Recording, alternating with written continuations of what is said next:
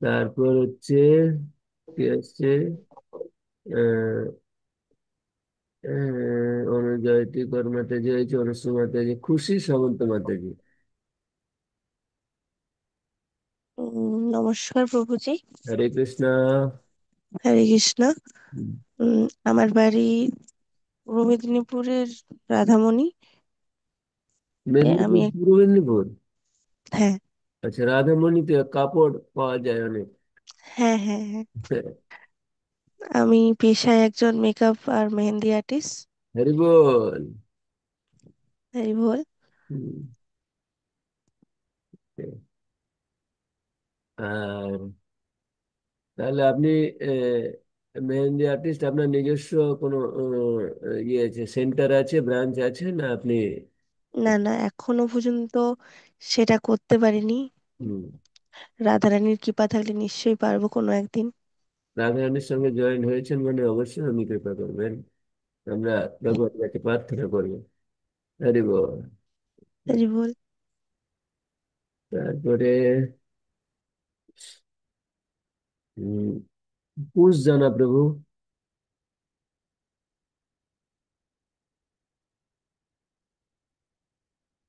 পুষ জানা প্রভু আছেন কি?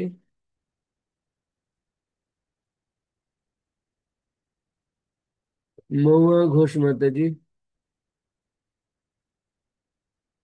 হরে কৃষ্ণ প্রভু। হরে কৃষ্ণ। বলুন। ভালো আছেন? হ্যাঁ, ভালো আছি। আমি তো আপনাদের সামনেই আছি। হ্যাঁ, হ্যাঁ। বলুন। আমি এই উত্তর চব্বিশ পরগনায় বসিরহাট থেকে বলছি। বসিরহাট, হরি বল। হরি বল। আমি একজন হাউস ওয়াইফ। হুম,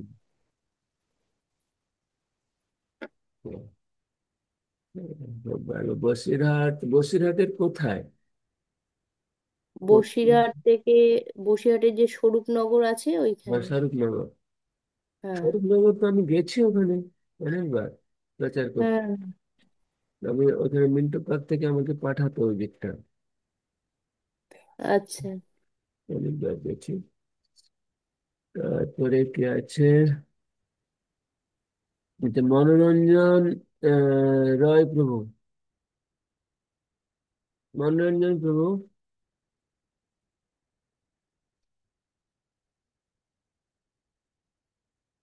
মনোরঞ্জন প্রভু আছেন কি? আচ্ছা, পুষ জানা প্রভু। ওকে। আর শম্পা মাতাজি। হ্যাঁ গুরুজি, হম, রাধে রাধে। বলুন। আমি আমি কলকাতা থেকে বলছি, আপনার সাথে তো দীঘায় দেখা হয়েছিল। আর দীঘায় তো আমি, দীঘা জগন্নাথ মন্দিরে আমি এখন সেবা করছি ব্রহ্মচারী হয়ে। ও হ্যাঁ, আমি ওখানেই তো আপনার সাথে আপনি কথা হলো। আপনার কলকাতায় কোথায় বাড়ি? কলকাতা হচ্ছে কসবা রাজডাঙ্গা আমি। বসবাস জায়গা কাছে, হুম। মিন্টু পার্ক থেকে হ্যাঁ একদমই। একদম কাছে। তো আর নতুন কেউ এসছে কি? মনোরঞ্জন রায় প্রভু, পুষ্পানা প্রভু আছেন? উম, আমি দেখতে পাচ্ছি না ওনাদেরকে। তো যাই হোক, আমরা এখানে, আমার উপর যে দায়িত্ব দিয়েছে আমাদের এখানকার অথরিটি দীঘা মন্দিরে, যে যারা ভগবদ গীতা ভাগবতম নিচ্ছে তাদেরকে সপ্তাহে একদিন অন্তত 45 মিনিটস ভগবদ গীতা কোর্সে যেন ওনারা যোগদান করে। আর ভগবদ গীতা যেন আমি ওনাদেরকে শোনাই, ওনারা যেন ভগবানের সেবাতে যুক্ত হতে পারে। তো তার জন্য আপনাদের সবাইকে আমাদের ইসকন তথা আন্তর্জাতিক কৃষ্ণ ভাবনামৃত সঙ্গে আহ, সুস্বাগতম। তো আমি ইসকন সম্বন্ধে প্রথমে একটু বলবো। আমাদের ইসকন যিনি প্রতিষ্ঠাতা আচার্য, আহ, আপনারা সবাই খুব উচ্চ শিক্ষিত আছেন, এমবিএ। আমার বাংলাটা খুব ভালো, তাই তো আপনারা সবাই জানেন যে আমাদের যিনি ইসকন প্রতিষ্ঠাতা আচার্য, আপনাদের কোনো অসুবিধে না হলে আপনারা ভিডিওটা অন রাখতে পারেন মাতাজি, আর অসুবিধে হলে ভিডিওটা অফ রাখতে পারেন। ওটা আপনার উপরে আমি ছেড়ে দিচ্ছি।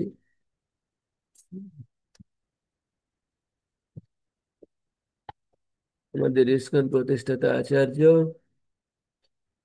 এই যে can A scientist believe in god, আমরা এটা আলোচনা করব। তো আজকে আমি আমাদের যে ইসকন ফাউন্ডার আচার্য, তার নাম কেউ বলতে পারবেন? আমাদের ইসকন যিনি স্থাপনা করেছেন তার নাম কেউ জানেন? উম, অনুশ্রী মাতাজি, আমাদের ইসকন যিনি প্রতিষ্ঠাতা করেছেন তিনি হচ্ছেন অভয় চরণ দে।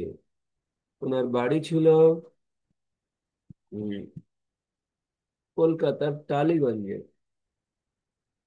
কলকাতার টালিগঞ্জে চারু মার্কেট, চারু মার্কেটের কাছে, চারু মার্কেট জাস্ট কাছেই, পিছনে।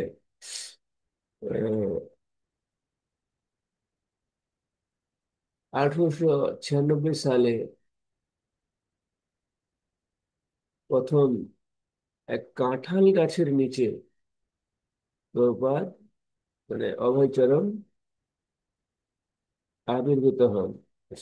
তার বাবা ছিলেন গৌরমোহন দেব, আর মাতা রজনী দেবী।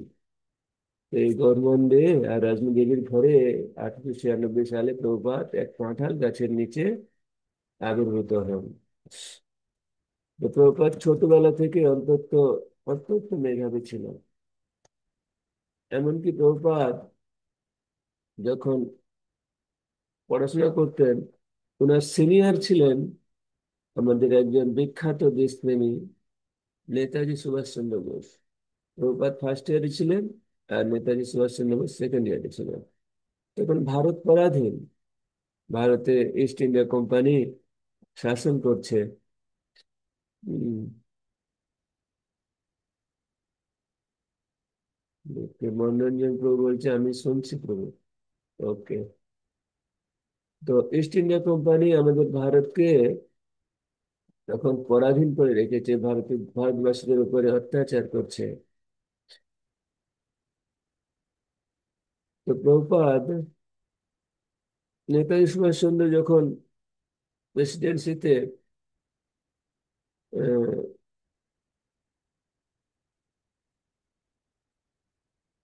আজাদ হিন্দ ফৌজ গঠন করছে, প্রভুপাদ অনুপ্রাণিত হয়ে গেছিল যে দেশ যখন পরাধীন, তো আমিও আজাদ হিন্দ ফৌজে যোগদান করব, যে দেশ স্বাধীন করব। তো প্রভুপাদ একমাত্র ব্যক্তি যিনি তার ডিগ্রি প্রত্যাখ্যান করেছিলেন তখনকার সময়। এমনকি ধুতি কুর্তা পরে কলেজে যেতেন। তো আমরা বলি না যে আমার ব্যাটারি লো হয়ে গেছে ল্যাপটপের, এখনই বন্ধ হয়ে গেল।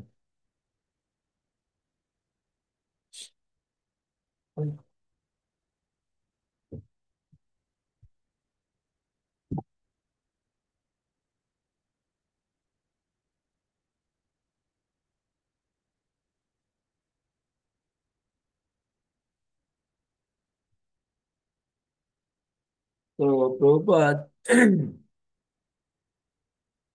আমাদের একটা বাংলা প্রবাদ প্রবচন আছে যে সৎসঙ্গে স্বর্গে বাস, আর কি কুসঙ্গে নরক বাস। তো প্রভুপাদের একজন বন্ধু আমাদের জীবনে, ফ্রেন্ড, ফ্রেন্ড অনেকটা ইম্পর্টেন্ট। বন্ধুত্ব, সম্পর্ক, রিলেশন, আমরা কার সঙ্গে রিলেশন করছি, কার সঙ্গে আমরা সম্পর্ক স্থাপন করছি, সে সম্পর্ক, সে জিনিসটা বোঝা উচিত আমাদের। তো প্রভুপাদের একজন বন্ধু ছিল, অত্যন্ত ভালো। তো প্রভুপাদ ছোট গৌরমোহন দে আর মাতা রাজেন্দ্র প্রভুপাদ একজন বৈষ্ণব পরিবারে ওনার জন্ম হয়। আর প্রভুপাদের বাবা ছিলেন একজন জর্জ হ্যারিসন রোডের একজন কাপড় ব্যবসায়ী। উম, তখনকার দিনে মল্লিক সম্প্রদায়ের একটা বড় কাপড় ব্যবসায়ী ছিল। তো প্রভুপাদ ছোটবেলা থেকে দেখতেন যে ওনার বাবা সমস্ত আহ, সাধু সন্তদের বাড়িতে নিমন্ত্রণ করতেন, খাওয়াতেন। আর কিন্তু প্রভুপাদের কোনোদিনই মনে হয়নি কোনো সাধু সন্তকে যে এই লোকটি ভালো বা এ হচ্ছে ভালো সাধু। কোনোদিনই প্রভুপাদের এটা মনে হয়নি। তো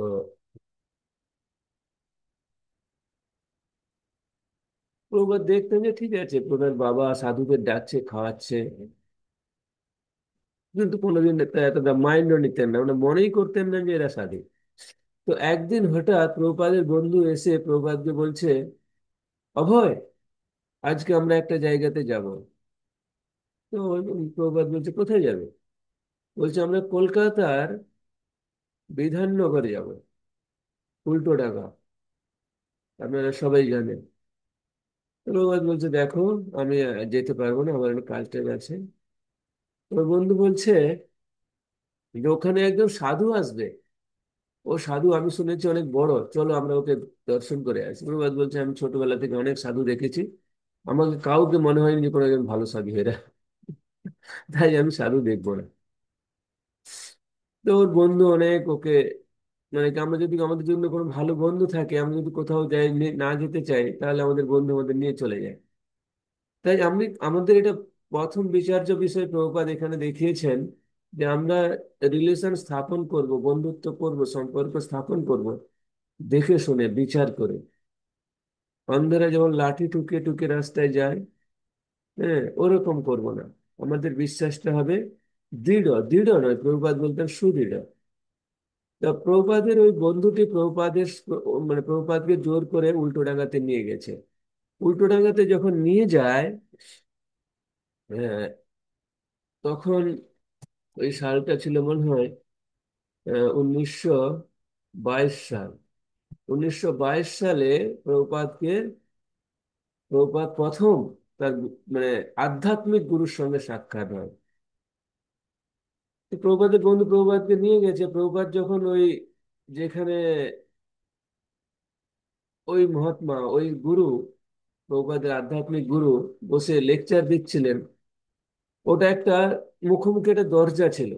প্রভুপাদ যখন ঢুকছে, ওই দরজার সামনে বাইরে থেকে দরজা দিয়ে ওনাকে দেখা যাচ্ছিল। প্রভুপাদ দেখছে যে ওনার শরীর থেকে অনেক লাইট বেরোচ্ছে, মানে যেন অনেক রশ্মি, লাইট যেন নির্গত হচ্ছে ওনার শরীর থেকে। তো প্রভুপাদ এতটা মনে কিছু করেনি। প্রভুপাদ গেছে, প্রভুপাদ গিয়ে প্রণাম করেছে, প্রণাম করে উঠছে। তো ওনার প্রথম আধ্যাত্মিক গুরু ওনাকে বলছে, তুমি একজন শিক্ষিত ছেলে, তুমি কেন বিদেশে যাচ্ছ না, ইংরেজি ভাষায়, বিদেশি ভাষায়, হ্যাঁ, আমাদের যে ভারতীয় সংস্কৃতি, বৈদিক জ্ঞান, সেটা তুমি প্রচার করছো না, দিচ্ছ না সবাইকে? তো প্রভুপাদ বলছে, আমি আমি কি করে দেব? হম তখন বক্তৃতার সংসার বলতে বলতে, হ্যাঁ তুমি পারবে এটা। তো প্রভুপাদ খুব অবাক, মানে আমাদের যদি কেউ এরকম বলে যে হ্যাঁ এটা তুমি করতে পারবে, আমি কোনোদিন জানি না কোনো বিষয়, এটা আমি কি করে পারবো, তো আমাদের একটা ডাউট আছে। তো প্রভুপাদের মনে একটা সন্দেহ হলো, না, আমি কিছু জানি না, আমাকে এসব কেন বলছে। তো যাই হোক, প্রভুপাদ এত কিছু মনে করেনি, প্রভুপাদ চলে এসছেন। প্রভুপাদ ফিরে আসার পর প্রভুপাদ ভাবছে যে উনি প্রথম দর্শনে আমাকে এটা কেন বললেন, কি কারণ ছিল ওনার বলার। এই কথা ভাবতে ভাবতে প্রভুপাদ 11 বছর পর, অর্থাৎ 1933 সালে এলাহাবাদে প্রথম দীক্ষা গ্রহণ করেন। তার গুরু মহারাজের নাম ছিল ভক্তি সিদ্ধান্ত সরস্বতী ঠাকুর। উনি এলাহাবাদে ভক্তি সিদ্ধান্ত সরস্বতী ঠাকুরের কাছে প্রথম দীক্ষা গ্রহণ করেন। এবং ওনার গুরু মহারাজ ভক্তিকৃষ্ণ সরস্বতী ঠাকুর প্রভুপাদকে বলেছিলেন, তুমি যদি কখনো অর্থ পাও তাহলে গ্রন্থ প্রচার করো, গ্রন্থ লেখো, গ্রন্থ পাবলিশ করো এবং গ্রন্থ প্রচার করো। তো প্রভুপাদ কর্মজীবনে প্রথমে একটি ওষুধের ফ্যাক্টরিতে কাজ করতেন। তারপর নিজে এলাহাবাদে ওষুধের দোকান করেছিলেন। হ্যাঁ, তো প্রভুপাদ যখন সাংসারিক জীবনে ছিলেন, তো ওই ওষুধের দোকানে কাজ করে যে কিছু পয়সা পেত, সেই পয়সা থেকে প্রথম ব্যাক টু গডহেড ভগবত দর্শন বলে একটা পত্রিকা তিনি প্রকাশ করতে শুরু করেন। প্রভুপাদ আহ, নিজেই টাইপ করতেন, নিজে সম্পাদনা করতেন, নিজে তার প্রুফ দেখতেন এবং নিজে মানে কি বিতরণ করতেন। এখন তো আমাদের এক জায়গায় পাবলিশ হয়, একজন নিয়ে আসে আর একজন বিতরণ করে। তো প্রভুপাদ এগুলো সব নিজেই করতেন। এবং প্রভুপাদের যে সংসার ছিল, তিনজন ছেলে, ওনার স্ত্রী, হম বাবা মা বোন, সবাই প্রভুপাদের কাছে থাকতেন, প্রভুপাদ সবাইকে দেখাশোনা করতেন।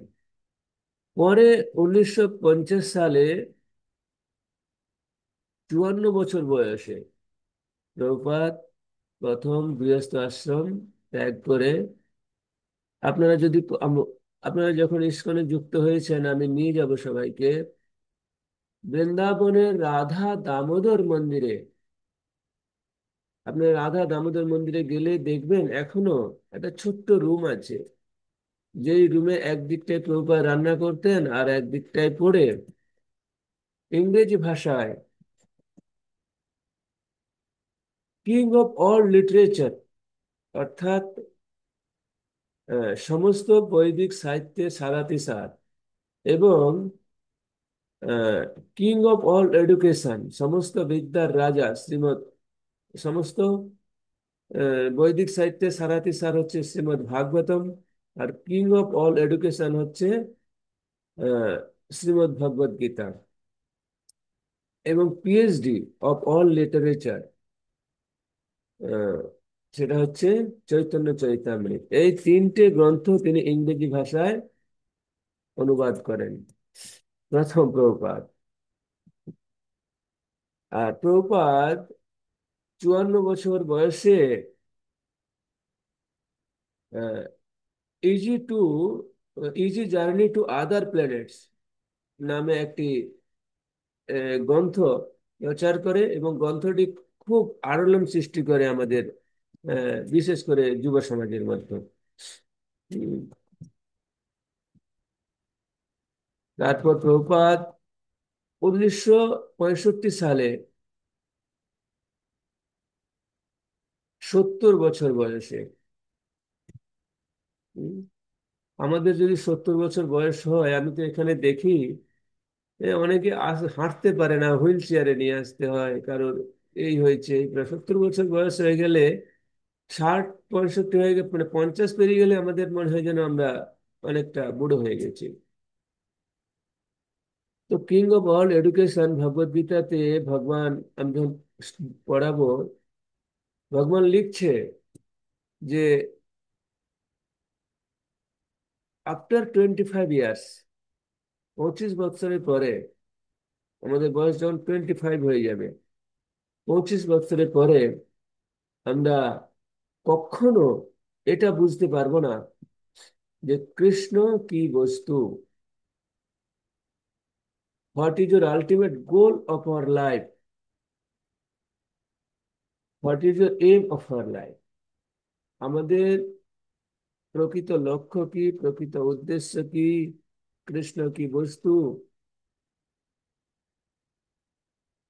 এগুলো আমরা বুঝতে পারবো না। যদি কৃষ্ণকে বুঝতে হয় তাহলে সেটা 25 বছরের নিচে আমাদেরকে স্টাডি করতে হবে।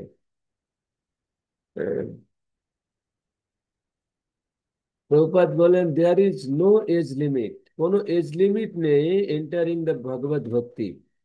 তুমি যদি ভগবত ভক্তিতে প্রবেশ করতে চাও, কোনো নেই, কোনো এজ লিমিট নেই। যে কোনো এজে, যে কোনো বয়সে তুমি ভগবত ভক্তি করতে পারো।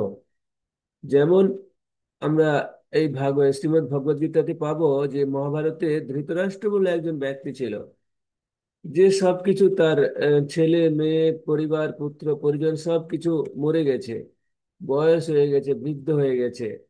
হ্যাঁ, সেই সময় অর্থাৎ প্রভুপাদ বলতেন এক পা চিতাতে রেখে আর এক পা চিতার বাইরে রেখে ভগবত ভক্তি শুরু করেছিলেন, তিনিও ভগবত ধাম প্রাপ্তি হয়েছে। কিন্তু সেটা ভক্তির মাধ্যমে সম্ভব। তুমি যদি কৃষ্ণ কি বস্তু, কৃষ্ণকে জানতে চাও, তাহলে তোমাকে, হ্যাঁ, 20, বিলো 25 এজের নিচে তোমাকে তার ভক্তি শুরু করতে হবে। তো প্রভুপাদ 70 বছর বয়সে একটি মালবাহী জাহাজ, কার্গো শিপ, মালবাহী জাহাজে উম,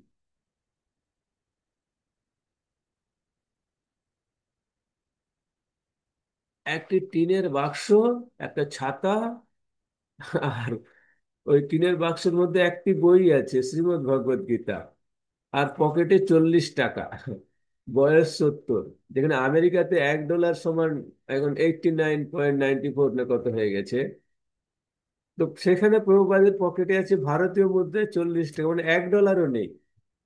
আর কি আছে, একটা টিনের ছোট্ট বাক্স, তার মধ্যে একটা ভগবদ গীতা, আর হচ্ছে একটা ছাতা নিয়ে তিনি একটা মালবাহী জাহাজে, কার্গো শিপে করে কোথায় যাচ্ছেন? মার্কিন, মানে কি, আমেরিকা, মার্কিন যুক্তরাষ্ট্রে। আপনাদেরকে যদি বলা হয় 40 টাকা নিয়ে পুরো কলকাতাটা ঘুরে আসুন, কতজন ঘুরতে যেতে পারবেন? হুম। যাই হোক, তো প্রভুপাদের কাছে $1ও ছিল না।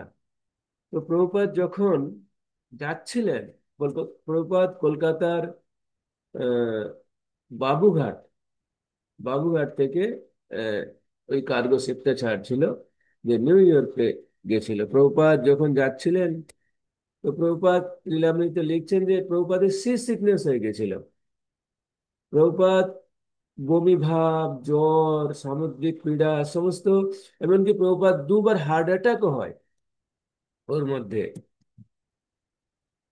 আর যখন প্রভুপাদের জাহাজ যাচ্ছিল, যখন আটলান্টিক মহাসাগরে পড়েছিল, হ্যাঁ, তখন আটলান্টিক মহাসাগর এর যে ঢেউ, সে ঢেউ আপনারা যদি গিয়ে থাকেন জানবেন যে জাহাজ একবার উপরের দিকে ওঠে 5 ফুট আর নিচে পড়ে। তো প্রভুপাদ 70 বছর বয়স, ওটাকে সহ্য করতে পারে না। তো প্রভুপাদ প্রায় মৃতপ্রায়। কিন্তু ওখানে যে নাবিক ছিল, যে পাইলট, উনারও কিছু করার ছিল না। উনি প্রথমে প্রভুপাদকে না বলেছিলেন যে আপনি আর যাবেন না, আপনার বয়স হয়ে গেছে, আপনি এই বয়সে এই জাহাজে করে আমেরিকা যেতে পারবেন না। তো প্রভুপাদ নিজে ওইখানে নিজে রান্না করতেন, নিজে ওই জাহাজের সমস্ত যাত্রীদেরকে খাওয়াতেন। তো প্রভুপাদ যখন অসুস্থ হয়ে গেল, প্রায় বিছানা প্রায়, প্রভুপাদ জানে আমি আর বাঁচবো না।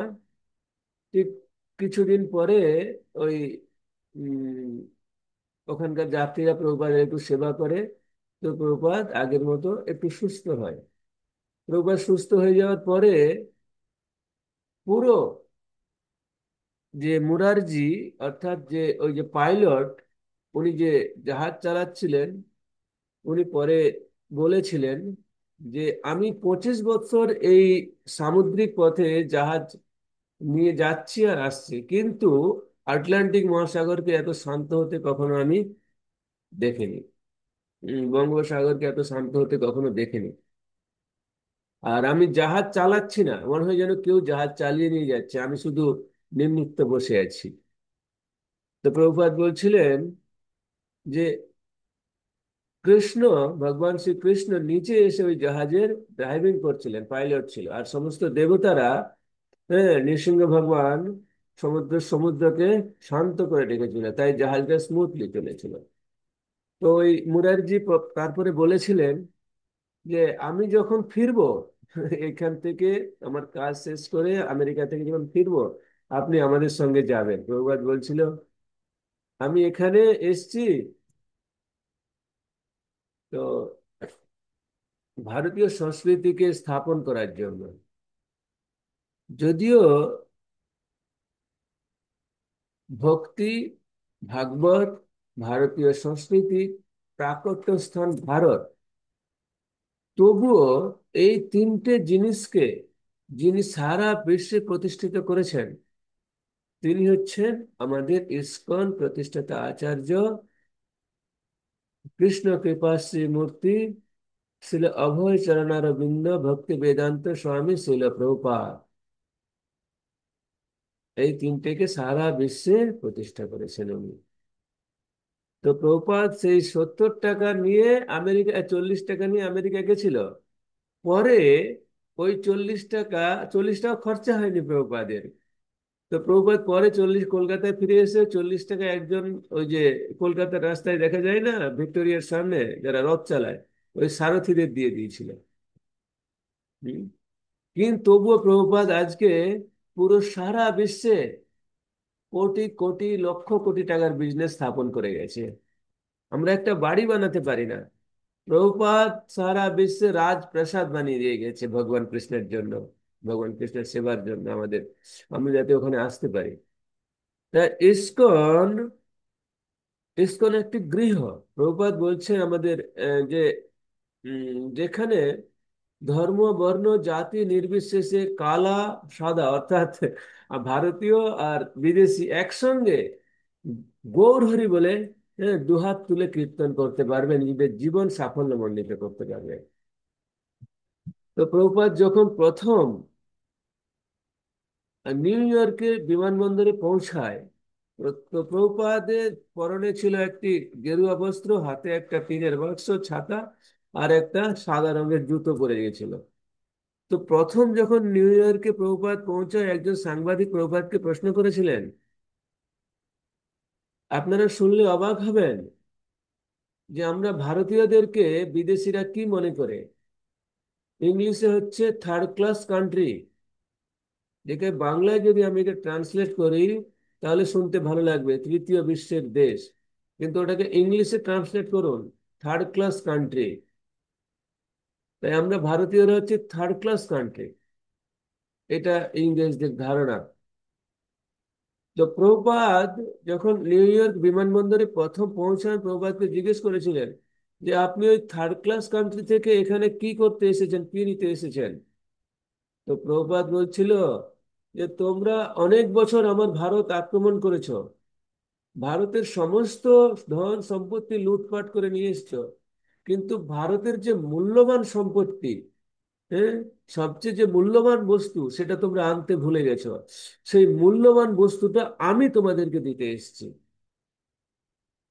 হ্যাঁ, তো সেই মূল্যবান বস্তুটি কি? এটা হচ্ছে আমাদের ভারতীয় সংস্কৃতি। সেই ভারতীয় সংস্কৃতি প্রভুপাদ দিতে গেছিলেন ওখানে। তাই ভারতীয় সংস্কৃতিতে প্রভুপাদকে জিজ্ঞেস করছে যে প্রভুপাদ বলছে তোমরা যে এই কুকুর বিড়ালের মতো জীবনযাপন করছো, আমি এসেছি এখানে তোমাদের এই কুকুর বিড়ালের জীবনযাপন থেকে মুক্ত করতে। তার মানে কি আমেরিকান ইংরেজরা কুকুর বিড়াল? আপনারা কেউ গিয়ে বলবেন? আমেরিকাতে এরকম নিয়ম আছে, কেউ যদি মার্কেটে কোনো অশ্লীল আচরণ করে তাকে ওপেন শুট করে দেবে। প্রভুপাদ একমাত্র ব্যক্তি যে ওপেন মার্কিন যুক্তরাষ্ট্রের বিমানবন্দরে দাঁড়িয়ে বলেছিল যে তোমরা যে কুকুর বিড়ালের মতো জীবনযাপন করছো, সেই কুকুর বিড়ালের জীবনযাপন থেকে তোমাদের উদ্ধার করতে এসেছি, মুক্ত করতে এসেছি, আর আমাদের ভারতীয় সংস্কৃতি তোমাদেরকে দিতে এসেছি। তো প্রভুপাদ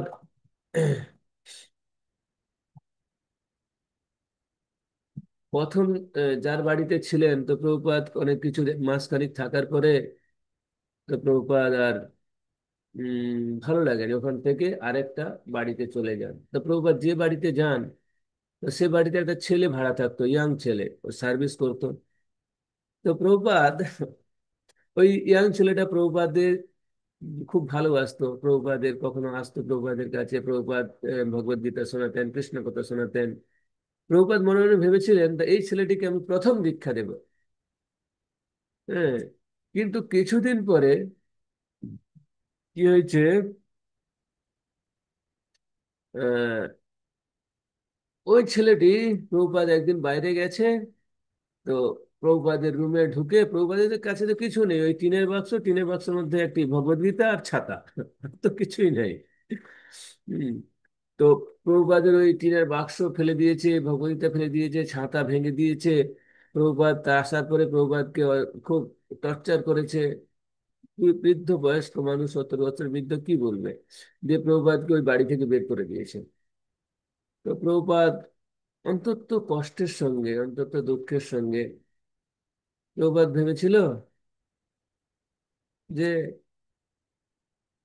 আমি তো যদি ভারতে থাকতাম, বৃন্দাবনে থাকতাম, আমি তো সাধন ভোজন করে আমি আমার জীবনটাকে ভালোভাবে চালিয়ে নিয়ে যেতে পারতাম। আমি এখানে এলাম, এখন জানি না কোথায় যাব, কি করব। প্রভুপাদ যখন এগুলো ভাবছে, তখন কিছু ব্যক্তি, প্রভুপাদ যখন ছিলেন আগে 1 মাস একজনের বাড়িতে, তো ওদের সব কিছু জনের পরিচয় হয়েছিল। তারা প্রভুপাদকে এভাবে দেখে তখন নিউ ইয়র্কের Tom screen Tom screen square park বলে একটা জায়গা আছে, যেখানে ওই সময় আমেরিকা ও রাশিয়ার মধ্যে যুদ্ধ চলছিল। আর বাড়িতে 8, 9, 10 বছরের ছেলে থাকলে তাকেও যুদ্ধে যেতে হতো, এরকম নিয়ম ছিল ওখানে। তো কিছু ছেলে মেয়ে প্রতিবাদ করছিল যে তোমরা নিজেদের শক্তি প্রদর্শন, নিজেদের শক্তি দেখানোর জন্য, কোন দেশ কত শক্তিশালী সেটা দেখানোর জন্য যুদ্ধ করছো, তো আমরা কেন যুদ্ধ করতে যাব, আমরা কেন প্রাণ দেবো, ওখানে মরবো। তো কিছু ছেলে মেয়ে প্রতিবাদ করছিল। তো আমেরিকা সরকার নিয়ম করেছিল যারা এরকম প্রতিবাদ করবে, যুদ্ধে যাবে না, তাদের যেন বাড়িতে রাখা যাবে না, তাদেরকে বাড়ি থেকে বের করে দেয়।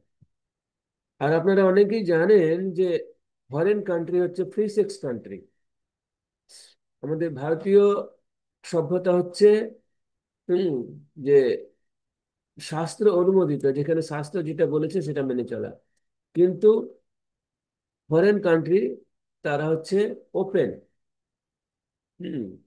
তো টমস্কিন স্কয়ার পার্কে একটা পার্ক বানিয়ে দিয়েছিল, টমস্কিন জায়গাটার নাম। ওই টমস্কিন স্কয়ার পার্কে ওই সমস্ত ছেলেমেয়েরা যারা প্রতিবাদ করছিল যে আমরা যুদ্ধে যাব না, তাদেরকে সরকার থেকে যেহেতু নিয়োগ করেছে, বাড়িতে বাবা মা তো রাখতে পারবে না, তো বাড়ি থেকে বের করে দিয়েছিল। আর যেহেতু বিদেশ হচ্ছে ফ্রি সেক্স কান্ট্রি, তাই ওদের শরীরে, ছেলে মেয়েদের শরীরে একটা সুতো পর্যন্ত ছিল না, সুতো পর্যন্ত থাকতো না। ওরা রাস্তায় পড়ে থাকতো, ড্রিঙ্ক করতো, নেশা করতো, হ্যাঁ, অবৈধ সঙ্গ করতো, হ্যাঁ, তারপর ইলিসিয়েট সেক্স করতো, মিড ইটিং করতো, হম, তারপর ইনটক্সিকেশন, এসব পুরো করতো ওরা। কারণ ওই পার্কটা ওদের জন্য এইভাবেই বানানো হয়েছিল। তো প্রভুপাদকে ওখানে ওই পার্কের কাছে একটা 12 বাই 12 ঘর ভাড়া করে ওরা দিয়েছিল।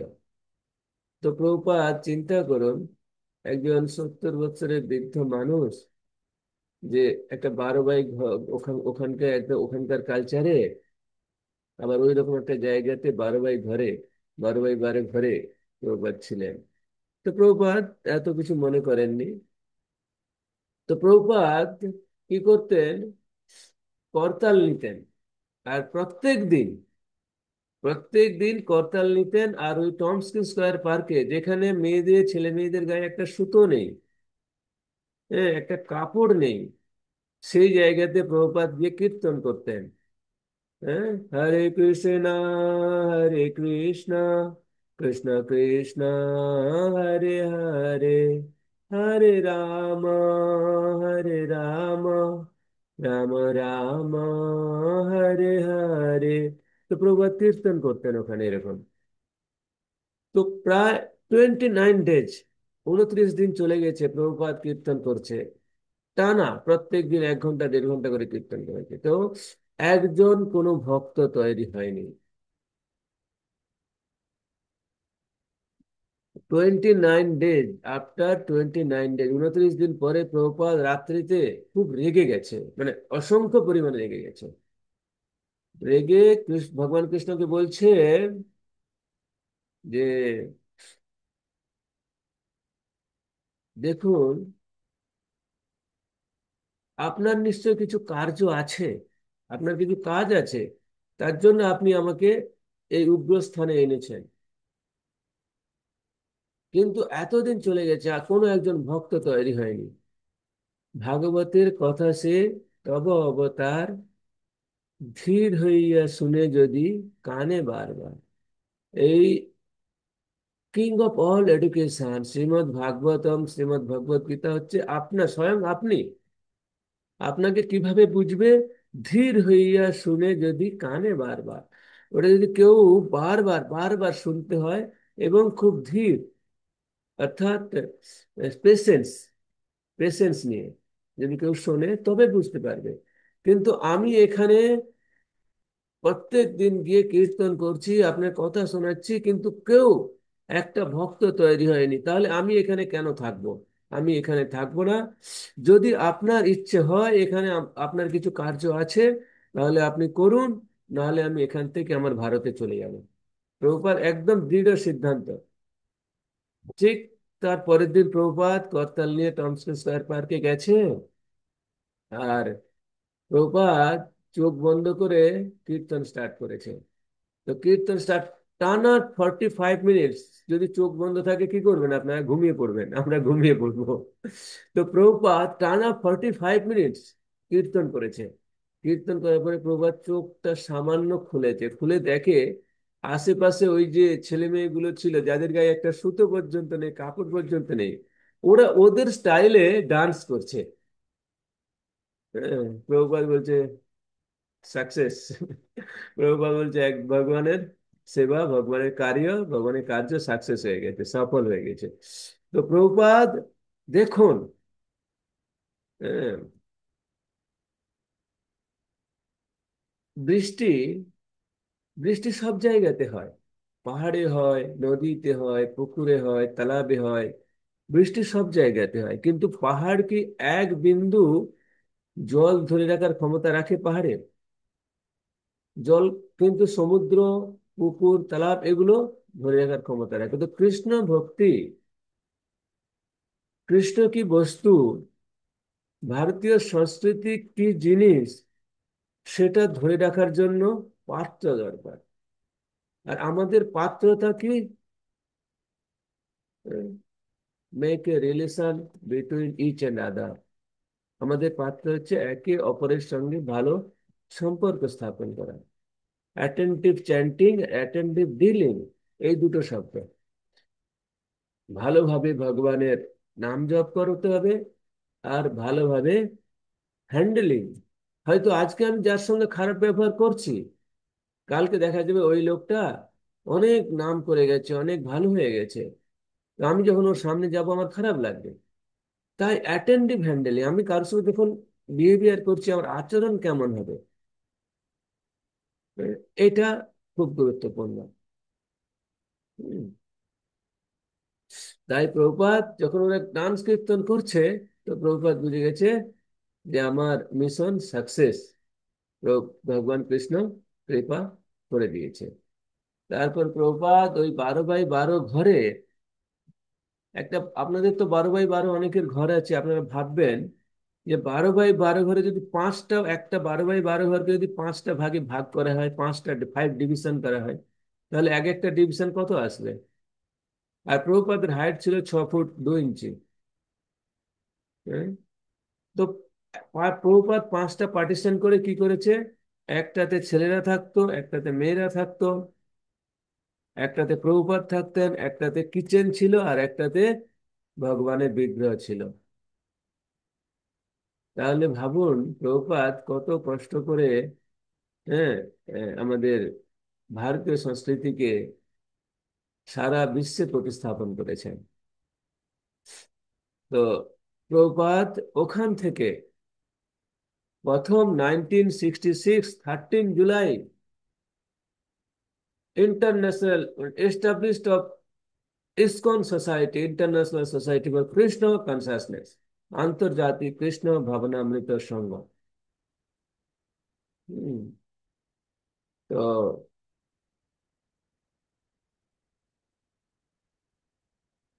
প্রভুপাদ প্রথম 1966-এ 13 জুলাই ইসকন স্থাপনা করলেন। ওই 12 বাই 12 ঘর তার মধ্যে 5টা পার্টিশন। আপনি যদি মোড়ের মাথায় একটা চায়ের দোকান খোলেন আর নাম দিয়ে দেন ইন্টারন্যাশনাল টি স্টল, লোকে কি বলবে? একটা ছোট্ট একটা খড়ের গুমটি, তাতে আবার নাম দিয়েছে ইন্টারন্যাশনাল টি স্টল। তো প্রভুপাদকে অনেকে এরকম মানে করতো, প্রভুপাদকে একটু মানে খারাপ দৃষ্টিতে বলছে, হ্যাঁ এই এই অবস্থা, তাতে আবার ইন্টারন্যাশনাল সোসাইটি। হ্যাঁ, তো যাই হোক। তো পরে প্রভুপাদকে একজন সাংবাদিক জিজ্ঞেস করেছিলেন যে আপনার উদ্দেশ্য কি, আপনার কি চিন্তা ভাবনা?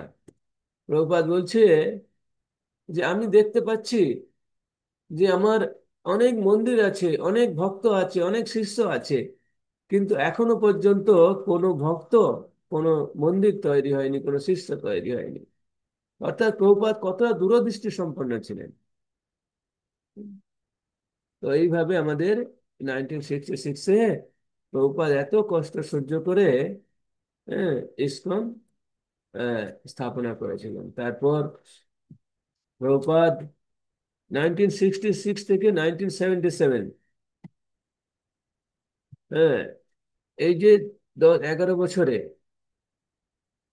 প্রভুপাদ সারা বিশ্বে ভ্রমণ করেছেন, 14বার ভ্রমণ করেছেন। হ্যাঁ, 100-র বেশি আরো মন্দির স্থাপনা করেছেন, অনেক শিষ্য বানিয়েছেন, শ্রীমদ্ ভাগবতের যে আমাদের ভারতীয় সংস্কৃতিকে সারা বিশ্বে প্রতিষ্ঠিত করে দিয়েছেন। তারপর 1977-এ প্রভুপাদ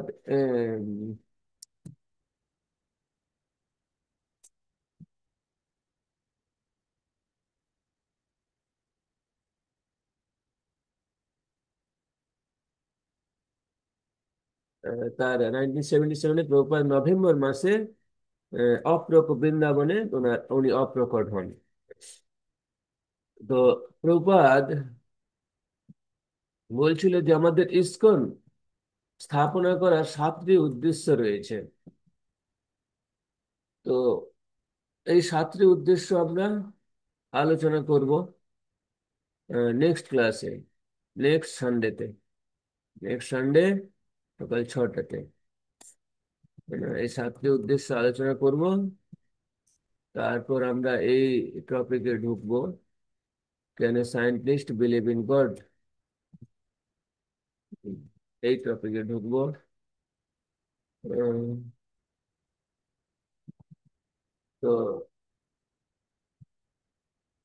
আরেকটা যেটা মেসেজ দেওয়া, আচ্ছা, কোনো একজন ভক্ত একটু দায়িত্ব নিয়ে আমাকে মনে করিয়ে দেবেন যে নেক্সট ক্লাসে সাবজেক্ট কি থাকবে, আমি ভুলে যাব। হ্যাঁ, এইটা আমাকে মনে করে দেবেন, বা গ্রুপে আজকে সামারি লিখে দিলেও ভালো। যদি কোনো একজন ভক্ত আজকে গ্রুপ সামারি করে দেয়, এটা খুব ভালো। আমরা নেক্সট ক্লাস আলোচনা করব যে আমাদের ইসকনের 7টি উদ্দেশ্য কি। আচ্ছা, আমি এখন প্রশ্ন উত্তর 5 মিনিট আমরা আলোচনা করব, কোশ্চেন অ্যান্সার। তো যদি কারোর কোনো প্রশ্ন থাকে আপনি আমাকে করতে পারেন। আমরা 5 মিনিট কোশ্চেন অ্যান্সার আলোচনা করব।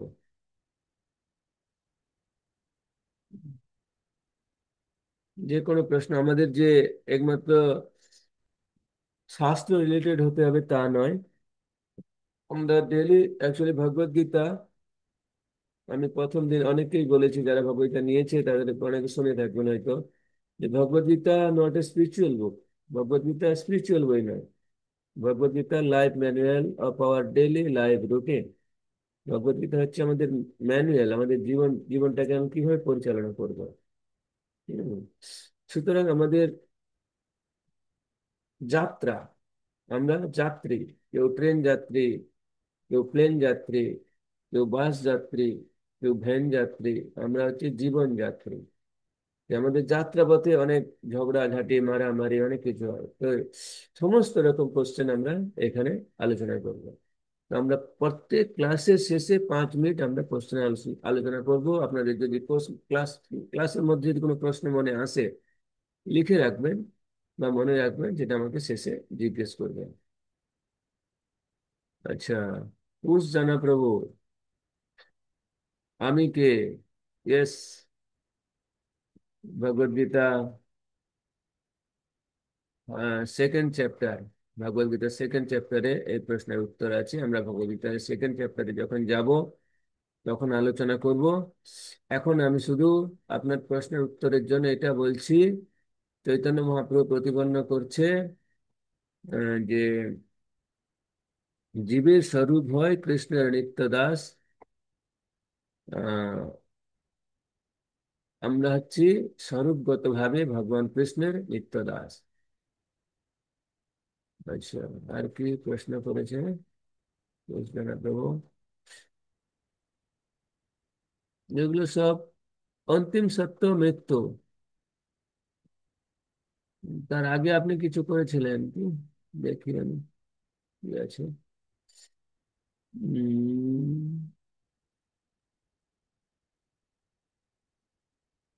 उस जाना प्रभु।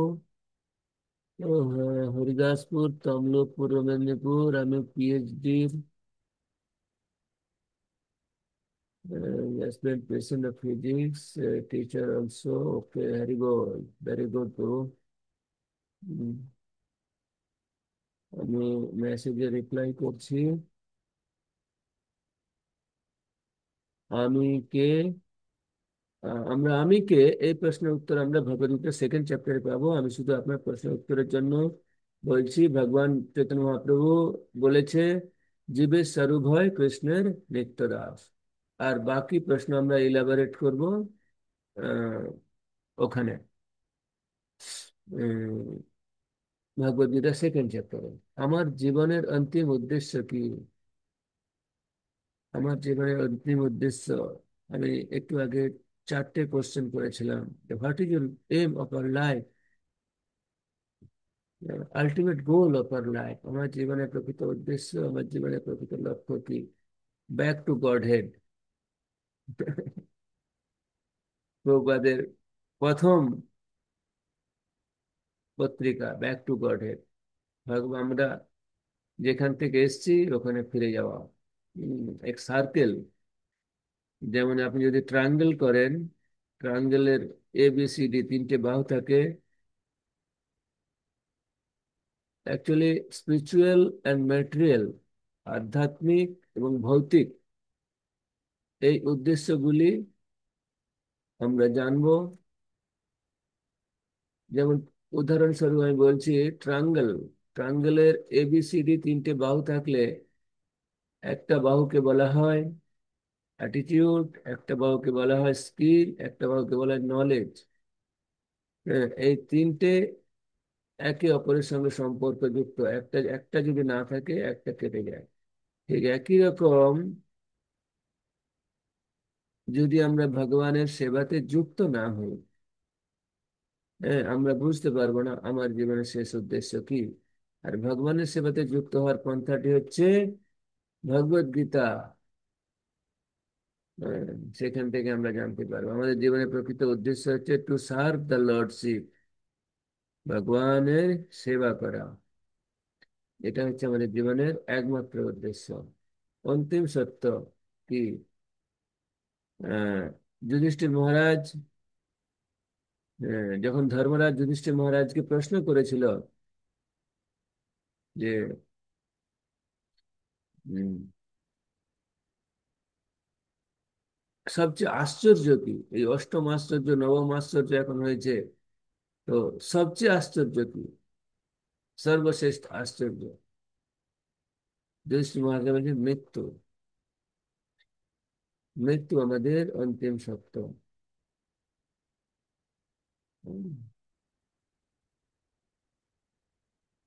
জাতস্যাহি ধ্রুব মৃত্যু, আমাদের হচ্ছে মৃত্যুটা অন্তিম। আমরা দেখছি যে চোখের সামনে যে আমাদের পরিবার পরিজন সব এক এক করে চলে যাচ্ছে। যে এরপরে আমারও সময় আসবে।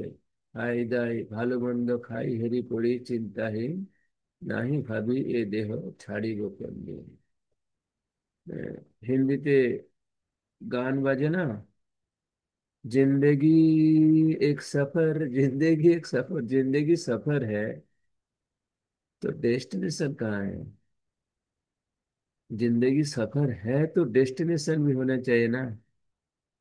जिंदगी, জীবন যদি সফর হয়, তার ডেস্টিনেশন কোথায়, সেই সম্বন্ধে আমাদের ভাবা উচিত। সেই সম্বন্ধে আমাদের প্ল্যান করা উচিত। সেই সম্বন্ধে আমাদের ইনভেস্টমেন্ট করা উচিত। ওকে, আর কোনো প্রশ্ন আর আছে মনে হয় লিখেছে? আচ্ছা, আমি এখনো তুলসী মালা নেইনি। তুলসী মালা প্রতিদিন কি,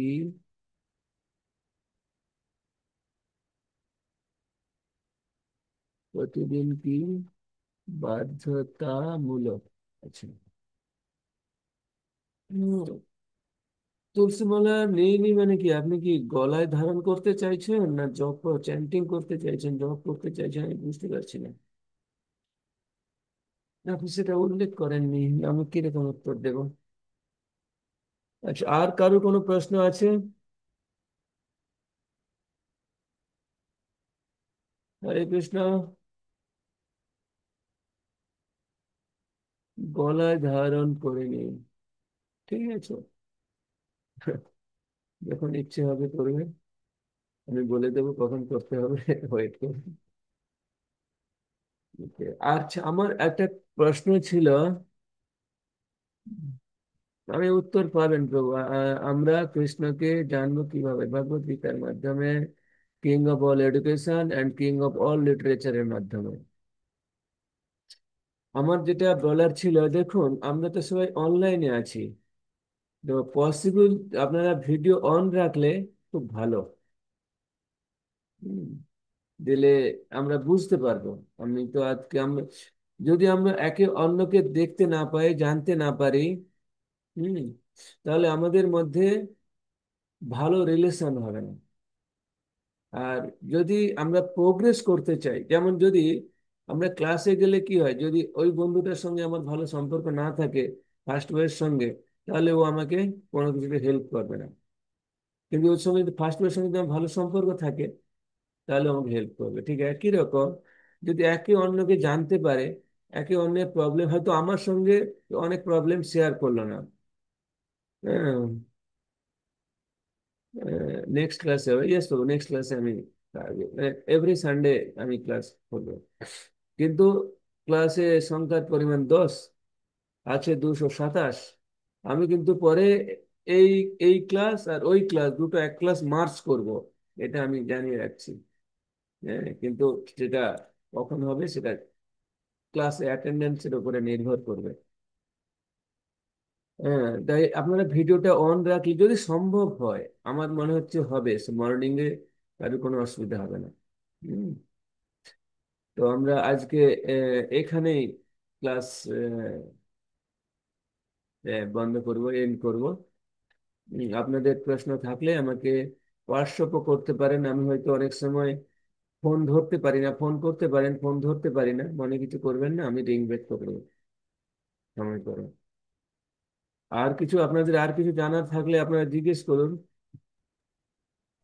প্রভুপাত একাদশী সম্পর্কে একটু বলুন। ও, একাদশী একাদশী সম্পর্কে এখন একাদশী বে- 1-2 ঘন্টা, 2.5 ঘন্টার ক্লাস সম্ভব যে একাদশী সম্পর্কে আমি, ভগবদ গীতা অ্যাটলিস্ট প্রথম চ্যাপ্টার শেষ হোক, না হলে একাদশী বুঝতে পারবেন না। প্রথম চ্যাপ্টার ঠিক শেষ আছে হোক। প্রভু। হ্যাঁ, দিলে। আচ্ছা, আর কোনো প্রশ্ন? প্রভুজি বলছি যে বৃহস্পতিবার করে কি 8টা থেকে 9টা কি ক্লাসটা হবে না? হ্যাঁ, বৃহস্পতিবার 8টা থেকে 9টা স্টার্ট হবে। এই হুম। আজ থেকে শুরু হলো, এটা ফার্স্ট, এই একই ক্লাস বৃহস্পতিবার হবে।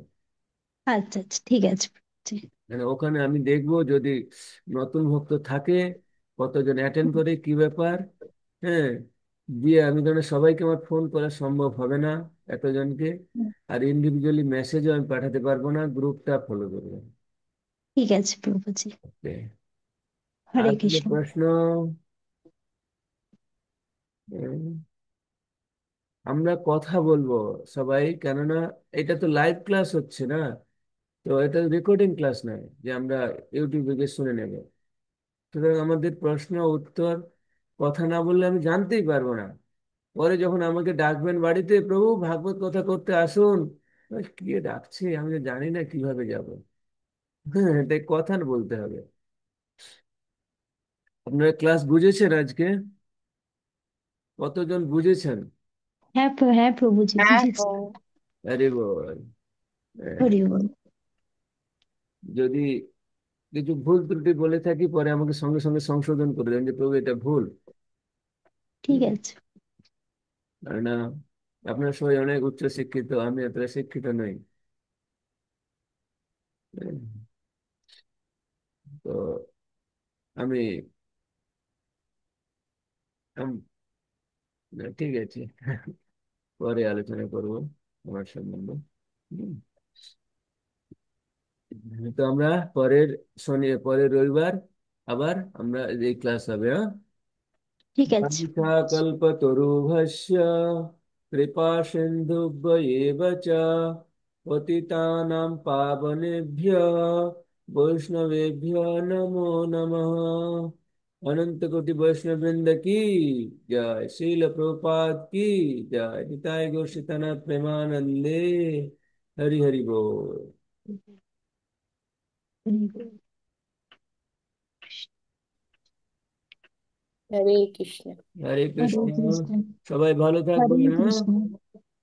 হ্যাঁ প্রভু। হরে হ্যাঁ প্রভু, কৃষ্ণ। আপনি ঠিক ভালো আছে। থাকবেন। হরি বল। আপনারা আমাকে আশীর্বাদ করুন। হুম। হুম।